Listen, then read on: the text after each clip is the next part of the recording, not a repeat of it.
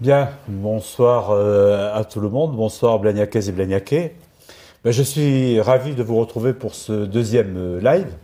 Deuxième live qui finalement, j'espère, se passera aussi bien que le premier, puisque lors de notre première rencontre, j'ai eu 40 réactions pendant le live, et puis il y a eu 400 personnes qui, sur YouTube, sur Facebook, sont allées le voir. Voilà, moi je suis donc ravi de vous retrouver ce soir, et puis je suis ravi d'accueillir Sarah Bladou ce soir. Alors Sarah Ah, Bladou, elle avait merci. déjà été active lors du premier direct, hein, puisque Tout à vous fait. aviez tweeté pour effectivement intervenir, et je me suis dit que ce serait intéressant qu'on puisse échanger et discuter ensemble tous les deux à propos d'une problématique qui vous tient à cœur, qui est celle effectivement des incivilités, celle aussi des incivilités routières. Mais je vais peut-être vous laisser tout de suite nous dire ce qui vous a amené à intervenir, et puis Pas de souci. on engagera la discussion ensemble. Allez, c'est parti. Allez, Donc Sarah. moi, en fait, j'étais intervenue sur le live et je vous avais fait un courrier sur les incivilités et la vitesse à laquelle roulent les gens sur l'avenue du Général de Gaulle. Alors la vitesse, mais les incivilités, les gens qui doublent des voitures en moto avec d'autres voitures en face. Je pense qu'un jour, il y aura un accident et je souhaite à personne que ces personnes-là finissent sur leur capot de voiture, quoi, parce que ça me fait peur. Tout à fait. Donc, alors, c'est vrai que cette question, vous l'identifiez aujourd'hui à côté de chez vous, hein, sur l'avenue Oui, Général de Gaulle, mais on la retrouve partout. j'imagine. Moi, j'ai pas mal de blagnaquais qui me disent, mais écoutez, monsieur le maire, qu'est-ce qu'il faut qu'on fasse? On a une circulation qui est une circulation aujourd'hui qui est insupportable de la part d'un certain nombre d'automobilistes. Alors, qu'est-ce qu'on a fait? Et peut-être l'avez-vous remarqué, ou peut-être certains Blagnacaises ou certains Blagnacais l'ont remarqué, nous avons enclenché tout un processus de comptage de vitesse. Parce que, bon, il faut qu'on sache véritablement ce qui se passe et savoir comment les choses se réalisent. Et là, qu'est-ce qu'on a observé? On a observé que, effectivement, de façon très majoritaire, la vitesse était respectée. Ça, j'en doute pas vraiment. Ah, alors, donc, effectivement, le problème, c'est pas parce que la vitesse est globalement respectée qu'on n'a pas, comme vous venez de le souligner, des gens qui ne respectent absolument pas et qui commettent des imprudences incroyables. Moi, je veux dire que j'ai assisté il y a peu de temps à un comportement d'automobiliste qui, sur le rond-point du chemin des Sœurs, a coupé le rond-point en allant à gauche parce que le bus était stationné et prenait les gens. Donc effectivement, c'est Oui, complètement fou. tout à fait. Et ça correspond à ce que vous disiez quand on voyait les motos qui doublent. C'est ça, ou les voitures qui roulent tellement vite sur l'avenue du Général de Gaulle, je suis dans un virage, les pneus crissent, on se demande s'ils vont finir le virage. Voilà, ça fait Alors, peur. donc, bien sûr, je répète, on a fait ces comptages. C'est pas satisfaisant de dire globalement ça fonctionne bien. Mais au moins, aujourd'hui, on sait que si on a des choses qui doivent être mises en place, c'est pour intervenir sur Sur une une minorité minorité. qui a des comportements qui sont insupportables. Vous parlez d'incivilité. Oui, c'est de l'incivilité routière qui est effectivement pas supportable. Donc face à ça, euh, on a un certain nombre de dispositifs et on dispose de radars. Alors les radars qui prennent la vitesse, hein, avec des flashs. Le problème, c'est que on n'est pas assez discret quand on les met. Oui, Et donc, j'ai discuté avec la police municipale, puisque ça, c'est la police municipale qui peut le faire. Mais il faut qu'on trouve des solutions pour être suffisamment discret. Alors, quand ils sont là, on les a mis tout le avenue monde roule bien. d'Andromède, ça se passe très bien. Hein. On ne va pas non plus mettre le radar, je ne vais pas retourner le couteau dans la plaie de ceux qui sont dans les embouteillages, mais ce n'est pas la peine de mettre les radars avenue du Général Compas à 18 heures. Non. En revanche, c'est vrai qu'on va peut-être s'employer à déplacer ces radars, à être un peu plus discret et véritablement à essayer de prendre en flagrant délit ceux qui ont ces comportements-là. Mais est-ce qu'on ne Ça, pourrait pas plutôt faire de la prévention en mettant, je ne sais pas moi, des dodanes ou alors, des quilles au milieu de la route dans un virage tout à fait. Il y a un deuxième élément par rapport au radar, c'est ce qu'on appelle les radars pédagogiques. Oui, Ils ont un effet, parce que finalement, quand vous annoncez la vitesse, et les gens se disent, oh là là, et on a un ralentissement. Donc, on est sur une démarche, regardant précisément les axes sur lesquels on a ces excès de vitesse. Parce qu'il y a des axes sur lesquels, bon, c'est vrai que l'avenue Général de Gaulle, je suis désolé, mais elle se prête un peu à la vitesse. Oui. Hein, et donc, et comme vous dites, quand on arrive dans le virage devant chez vous, alors là, par contre, sacré, c'est parce que c'est un peu compliqué. Donc il y a ça, et après, vous avez raison. Alors, les dodanes, les ralentisseurs, on en a mis. Le problème, c'est que quand vous avez des riverains et que vous avez les ralentisseurs, ça fait beaucoup de bruit. Ça fait ralentir et accélérer, c'est ça? Oui, mais ça fait beaucoup de bruit en plus quand ça tape. Et Ouais. alors, bien sûr, vous avez l'accélération et le ralentissement. Donc, quand on en a mis, et c'était assez cocasse, on a été amené à mettre des ralentisseurs au bout de la rue Carrière. Je me souviens vraiment de cela. Et puis les riverains nous ont dit, ah non, écoutez, c'est pas possible. Hein. Il faut vous enlever les ralentisseurs. On a enlevé les ralentisseurs. Et là, les riverains nous ont dit, mais c'est pas possible parce que les gens roulent trop vite. Donc on remet les coups de sein berlinois. On n'est jamais content. Et donc on s'est dit, mais attends, qu'est-ce qu'on peut faire finalement? Je crois effectivement que là où vous avez raison, c'est qu'il faut qu'on fasse quand même de la pédagogie. Et puis, au-delà de ça, il y a quand même la répression. Alors, bien sûr, on a la police municipale, mais il y a aussi la police nationale. Et donc, si vous m'y autorisez, je voudrais élargir la question de la sécurité, au-delà de la sécurité routière, parce que j'ai eu aussi des interrogations sur ce sujet. Et par exemple, Jean-Marc Robert me dit, il s'interroge sur le fait que le maire crie à la fake news à propos de la fermeture du commissariat, et il souhaite une explication. Et donc je vais lui apporter cette explication. Quel est le constat que l'on a fait, que j'ai fait, au regard de la sécurité apportée par la police nationale? Le constat, tous les Blagnaquais l'ont fait avec moi parce qu'ils m'ont rapporté la même chose. C'est que les policiers nationaux ne les voyaient pas. Oui, c'est vrai. Que quand on écrivait ou qu'on téléphonait au commissariat, on nous disait, et oui, vous m'avez dit tout à l'heure que vous en avez été vous-même. J'ai écrit au commissariat et personne ne m'a répondu, en recommandé, donc je sais qu'ils l'ont reçu et je vous ai mis en copie, et au moins j'ai eu une réponse de votre part. Absolument. Donc ça, c'est le deuxième élément. Et en fait, pourquoi? Pourquoi? Parce que, si vous voulez, on a considéré que le commissariat de Blagnac, même si c'est un commissariat de secteur, devait avoir toutes les prérogatives. Bon, c'est bien, mais à condition d'avoir les moyens de pouvoir les assumer. Or, la réalité des faits, c'est quoi? C'est que les policiers de Blagnac étaient en permanence appelés sur Toulouse. Il n'y a plus personne chez nous. Donc ça veut dire que quand vous alliez au commissariat, on vous disait, mais écoutez madame, oui, mais on n'a pas de voiture, ou on n'a pas de policiers, ou on n'a pas donc de brigade pour vous envoyer, pour intervenir. Ce qui était véritablement problématique, et moi, en tant que maire, j'ai dit, mais c'est pas possible que les choses se passent comme ça. Donc il faut véritablement qu'on ait et qu'on trouve une solution par rapport à ça. Et il s'avère qu'il y a un nouveau directeur de la sécurité publique qui est arrivé, et donc je l'ai rencontré, j'ai passé beaucoup de temps avec lui, j'ai fait 3-4 rencontres pour lui dire, voilà le problème, et il avait fait le même diagnostic, lui-même. Ce qui est assez courageux de reconnaître qu'effectivement, sur le secteur, les policiers n'étaient pas présents. D'autant que, vous savez pourquoi ils étaient appelés à Toulouse assez souvent?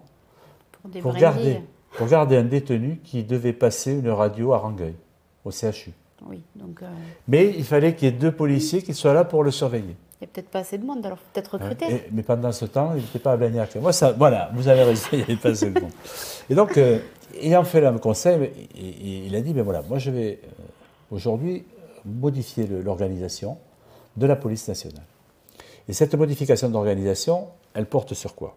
Elle porte sur le fait qu'il y a aujourd'hui 4 secteurs qui sont des secteurs de police. Toulouse, Colomiers, Tournefeuille, Blagnac.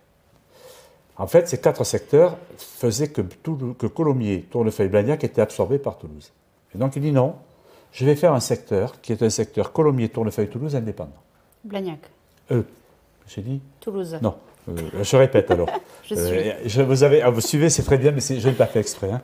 Donc, Colomiers, Tournefeuille, Blagnac, c'est un secteur. Et c'est sur ce secteur qu'on va fonctionner.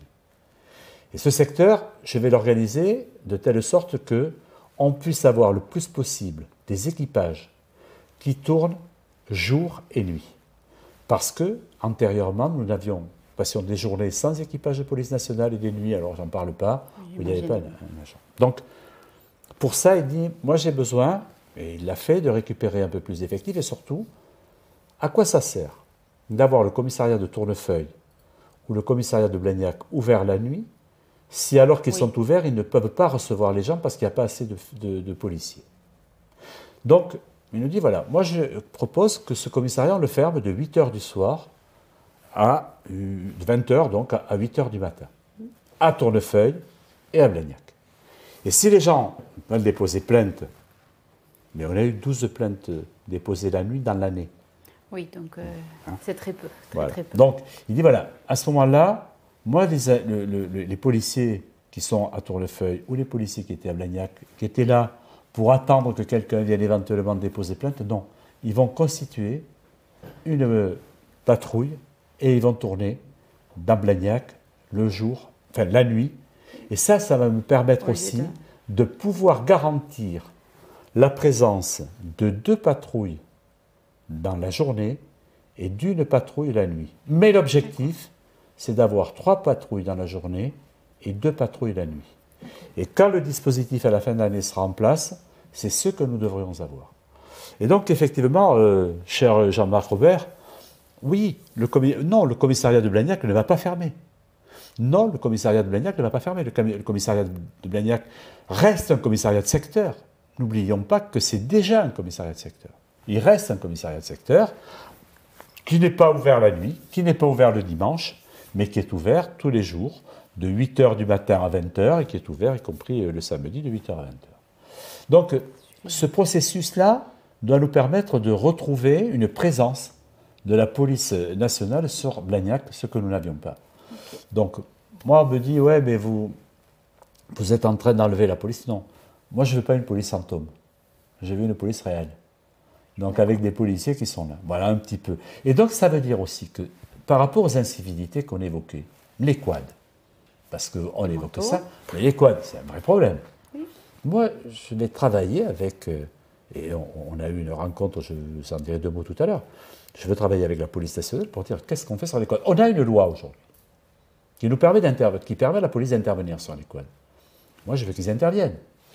Bon, il y a un Blagnaquais qui est un quad, on peut dire, il respecte la circulation, il n'y a pas de problème. En revanche, on a le quad orange, le quad jaune et le quad bleu, ceux-là, ils sont insupportables.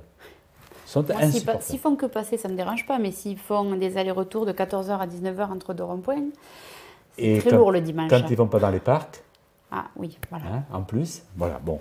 Donc voilà, alors il s'avère que la semaine dernière, j'ai organisé une rencontre entre le directeur de la sécurité publique, la police municipale, les 2 commandants, le commandant de Colomiers, le commandant du commissariat de Blagnac, pour dire comment on travaille ensemble. Et on a arrêté tout un dispositif, et moi je leur ai dit, voilà, monsieur le chef de la police, c'est quand même le patron de la police, nous avons des secteurs sensibles. Nous avons des problèmes place Lavoisier. Nous avons des problèmes sur la place Lavoisier, elle n'est pas très loin d'ici. Hein, mais nous en avons sur la place de Catalogne. Nous avons des secteurs sur lesquels... Alors vous êtes dans un secteur où ça ne se passe pas si mal que ça, finalement. Oui, je suis bien. Hein, voilà. Mais il y a quand même des secteurs... Quelques jours, mais oui. c'est il y a des secteurs un peu rare. sensibles. Et donc, on va définir la feuille de route pour que les policiers soient présents sur ces secteurs sensibles. Ça, on travaille ensemble. Et dans le même temps, et parallèlement, donc, on est en train de réorganiser la police municipale pour que la police municipale devienne véritablement un complément de ce que fait la police nationale. Donc voilà un petit peu tout le processus de réorganisation auquel je suis en train de travailler avec les services, avec mes collègues, mais avec l'État, parce que c'est quand même l'État qui a la main, pour dire retrouvons une police opérationnelle Blagnac. Et moi, ce que je veux, c'est véritablement qu'on ait cette police opérationnelle sur Blagnac. Et Alors, il faut un peu de temps pour la mise en place. J'ai dit au directeur, écoutez, monsieur le directeur, ok, jusqu'à la fin de l'année pour la mise en place, mais à partir de janvier, on va commencer à compter et à regarder les statistiques. Cela étant, moi j'ai déjà des Blagnaquais qui m'ont dit, ah, c'est nouveau. On a appelé les policiers le soir et on a vu qu'ils arrivaient. Alors pourquoi? Parce qu'effectivement, on a une plateforme et le responsable de la plateforme était à la réunion. Alors, quand vous appelez le 17, lui il dit, il y a Sarah qui m'appelle, Madame Sarah Bladou m'a appelé parce qu'il y a ses voisins qui font du bruit. Elle est avenue du Général de Gaulle. Ah, très bien. Et celui qui reçoit l'appel, c'est où sont les brigades. Et il dit, je vais appeler telle brigade et lui dire, il faut aller avenue du Général de Gaulle parce qu'il y a des troubles de voisinage. Donc ça veut dire effectivement qu'on a un circuit qui est un circuit beaucoup plus court que quand on avait le commissariat, où effectivement on appelait le commissariat et il disait, ouais mais je ne peux rien faire parce que... C'est ce qui m'est arrivé. Et donc on vous a dit, appelez le 17. Alors j'ai commencé à appeler le 17, ils m'ont dit, si on a une patrouille, on vous l'envoie. Ensuite j'ai appelé le commissariat, ils m'ont dit, on ne peut rien faire, leurs engins sont trop puissants. Voilà. Et ensuite, j'ai fait le courrier. Eh bien oui. Parce que je sais trop. Je veux dire que vous de 14h à 19h, parce qu'après je suis loin d'être exemplaire comme beaucoup, mais là c'est de 14h à 19h un dimanche quand les gens travaillent le soir, c'était pas possible. Mais écoutez, vous êtes vraiment, merci parce que vous témoignez du constat que j'ai fait et qui est le même constat que vous. Alors, bien sûr qu'il va falloir après, moi j'ai pris un engagement là, il va falloir que j'amène les preuves. Il va falloir que quand on va se retrouver au mois de janvier, au mois de février dans le live, et peut-être que vous reviendrez, Sarah, peut-être à ce moment-là que je puisse dire, mais attendez, voilà, on a mis les choses en place, voilà comment les choses se passent. Et s'il n'y a pas d'amélioration, c'est que là, j'aurai faux. On se reverra alors. Mais je pense que je n'aurai pas faux parce que j'ai vraiment confiance dans ce qui a été mis en place. Très voilà, bien. Sur la question de la sécurité, on a fait le tour. Mais très bien. Bon. Alors, moi, j'ai une autre question. Il y a Mick LHTSC, c'est un pseudo, hein, mais Mick qui m'écrit à quoi tu sers? À quoi tu sers? Je sers à faire ce que je viens de t'expliquer à l'instant. C'est-à-dire de faire le constat que les choses ne vont pas très bien sur la question de la sécurité. Et donc, il faut organiser les choses autrement. À quoi je sers?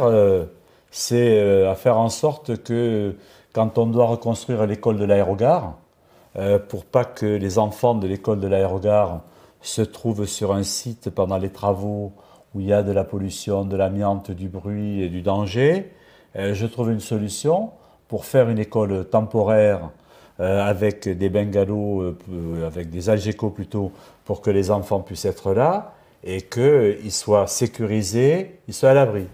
À quoi je sers? C'est par exemple à faire en sorte que dans un quartier dans lequel on avait un magasin Lidl qui est parti, de faire en sorte, parce que les gens me disent « Mais monsieur le maire, on n'a plus de magasin là », et de faire en sorte que notre magasin vienne s'installer. Et il vient s'installer. Et le 14 novembre, il ouvre.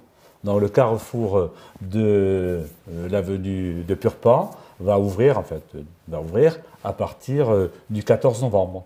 Donc voilà à quoi je sers. Je sers aussi à faire en sorte que je puisse discuter avec Sarah aujourd'hui et que je puisse écouter, entendre la population pour essayer de répondre aux préoccupations qui sont les siennes. Je pourrais comme ça multiplier les interventions. Mais à quoi je sers? Je sers aussi à faire en sorte que Blagnac soit pris en considération dans un espace plus vaste qui est la métropole du Grand Toulouse. Toulouse Métropole, c'est vrai que c'est un gros machin, et il faut que Blagnac ait sa place. Et oui, je suis le président de la commission des finances de Toulouse Métropole. Donc ça veut dire que Blagnac est respecté et entendu. Et donc c'est ce aussi à quoi je sers. Donc ne vous inquiétez pas, Mick, ne vous inquiétez pas, je sais moi à quoi je sers. Et je pense que nombre de Blagnacais savent malgré tout à quoi sert le maire. Et même s'ils n'en sont pas toujours satisfaits, au moins ils savent qu'ils ont quelqu'un à qui ils peuvent s'adresser pour lui dire qu'ils sont contents ou qu'ils ne le sont pas. Et ça, c'est déjà, me semble-t-il, quelque chose d'important aussi. Je ne sais pas ce que vous en pensez. Non, mais c'est très bien. Moi, je vous remercie de nous écouter parce que voilà, quand on fait un courrier ou qu'on pose une question sur le live et qu'on a une réponse, c'est très important, je trouve. Bon, écoutez, voilà. ça me fait plaisir. Alors, je vais prendre une autre question. Je ne sais pas si j'ai des des mails qui sont arrivés en direct.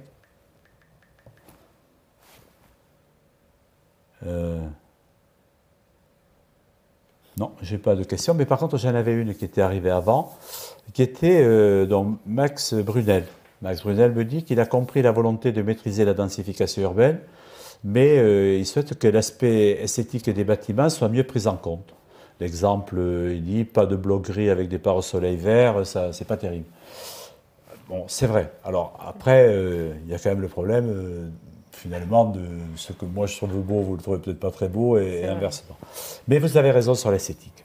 Alors, vous avez d'autant plus raison, Maxime Brunel, que effectivement il faut qu'on soit très attentif. Alors pourquoi et comment est-on attentif?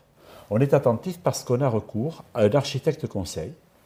Cet architecte conseil, on l'a retenu parce qu'on a souhaité être le plus indépendant possible par rapport au marché. On l'a retenu au niveau de l'agence d'urbanisme de l'agglomération toulousaine. Et d'ailleurs, qu'on a quelqu'un qui vient régulièrement. Et chaque fois qu'il y a un projet, on lui dit, mais toi, notre archi-conseil, qu'est-ce que tu en penses? Et il nous dit, moi, architecturalement, là, je trouve que c'est pas terrible, là, c'est pas bien, bon, ben oui. Alors, par contre, ce projet, il est super, parce qu'il prévoit ça, etc. Donc, on est aussi attentif à la mise en place de ces dispositifs. Et, ben oui, moi, je suis amené, avec mon collègue de l'urbanisme et avec les services de l'urbanisme, à de dire à un promoteur, bon, votre projet, ouais, mais alors architecturalement, hein, vous recommencez. Et donc, en fait, on se rend compte qu'on fait travailler les architectes 2-3 fois. Tout à l'heure, vous m'attendiez. En fait, j'étais en réunion avec mes collègues. Et en réunion avec mes collègues, qu'est-ce qu'on a fait? On a passé en revue les projets qui nous étaient proposés. Et là, on a dit, ah non, celui-là, on n'en veut pas. Il y en avait un projet qui est un agrandissement avec du bois. Mais on s'est vraiment interrogé en disant, mais est-ce que, et c'est complètement la question que pose Maxime Brunel, est-ce que ça s'intègre bien dans le site? Et dans ce quartier-là, faire une extension avec du bois, véritablement, ça ne passait pas. C'est-à-dire que, et vous me disiez tout à l'heure, moi je ne suis pas une experte là, mais je suis persuadé que vous auriez été à côté de moi, vous auriez eu cette réaction en disant, je ne le sens pas. D'accord. Hein, pas forcément dire, je sais ce qu'il faut. Mais ce truc-là, je ne le sens pas. Et on est là-dessus. Et donc, on est à l'archive pour retravailler. Donc, ça aussi, c'est des choses qui me paraissent aussi très, très, très, très importantes. Juste peut-être pour continuer sur ces questions qui sont posées, c'est les parents de l'école Jean Moulin qui disent cet été ou avant les vacances, nos enfants ont eu très très chaud, il y a un problème de malfaçon à l'école Jean Moulin. C'est l'école neuve, hein, l'école qui est ici. Alors oui, effectivement, on a eu des malfaçons. Résultat des courses, l'été, on a dans les salles de classe, on a vraiment très chaud. Donc on a fait expertiser. Donc les expertises ont mis en avant le fait que il y avait plusieurs participants à l'opération, 6, qui étaient responsables chacun pour une part de ces problèmes. Et donc qu'est-ce qu'on fait dans ces cas-là? Alors bien sûr, l'expertise elle a duré. En attendant, on a trouvé des solutions pas très très satisfaisantes. On a mis des rafraîchisseurs pour que les enfants puissent rester là, mais bon, c'était pas complètement satisfaisant. Donc, on a maintenant trouvé le dispositif en disant on sait ce qu'il faut faire et on sait qui doit le payer. Ceux qui doivent le payer, c'est un tel parce que l'expert a dit que sa responsabilité était à 30%, un tel parce que sa responsabilité était à 20%, etc. Donc, vous connaissez peut-être un peu ça du fait de votre métier, un peu, mais donc on a pu identifier les responsabilités. Et on a dit, mais on ne va pas attendre. On sait quelles sont les responsabilités, on va signer un protocole, mais on ne va surtout pas attendre parce qu'on ne va pas laisser les enfants passer encore une année avec ça. Et donc, dès les prochaines vacances, on va intervenir pour effectivement apporter les solutions que nous préconise l'expert et pour avoir le rafraîchissement qui est nécessaire dans cette école. Et on ne dit pas on va attendre d'avoir signé tous les protocoles. On a pris les précautions juridiques qu'on devait prendre, mais ces précautions juridiques, eh ben, effectivement, aujourd'hui, elles nous permettent de dire on fait les travaux. Le plus important, c'est que les enfants se retrouvent dans un confort qui est un confort qu'on juge normal par rapport à des gosses qui vont à l'école. Vous avez des enfants? Et non. Et non, voilà. Vous adorez? Oui, oui. Oui, ben voilà. Un jour. Non, à l'école. Alors justement, par rapport à ça, vous savez que nous, on a une forte préoccupation par rapport à ça, et notamment par rapport aux mamans, et aux mamans qui viennent d'être mamans, et avec ce qui est immédiatement la préoccupation, est-ce que je vais pouvoir mettre le petit à la crèche? Parce que les mamans, elles sont comme vous, elles travaillent. Mais oui. Hein, et donc, quand la maman travaille et le papa travaille, et ben voilà. Et donc, on a effectivement mis l'accent très très fort sur cette capacité d'accueil de la petite enfance. Et aujourd'hui, avec plus de 330, près de 330 places en crèche, on est en capacité de répondre à la demande. Et ce qui est intéressant, c'est qu'on a une offre extrêmement variée. Bon, bien sûr, majoritairement, nos crèches sont des crèches municipales. Donc avec du personnel municipal, ça c'est un premier volet. Mais nous avons aussi des crèches associatives que nous soutenons et bien sûr que nous accompagnons. Nous avons aussi une crèche privée, qui est la crèche des Écureuils. Enfin, une crèche, pardon, qui est gérée par le privé. Hein, puisque ce sont les petits chaperons rouges qui gèrent cette crèche. C'est une entreprise, mais la crèche, elle a été construite par la municipalité. Ça continue à être une crèche qui est sous la responsabilité de la ville de Blagnac, mais on a voulu aussi voir ce que donnaient des crèches qui étaient gérées par des entreprises spécialisées.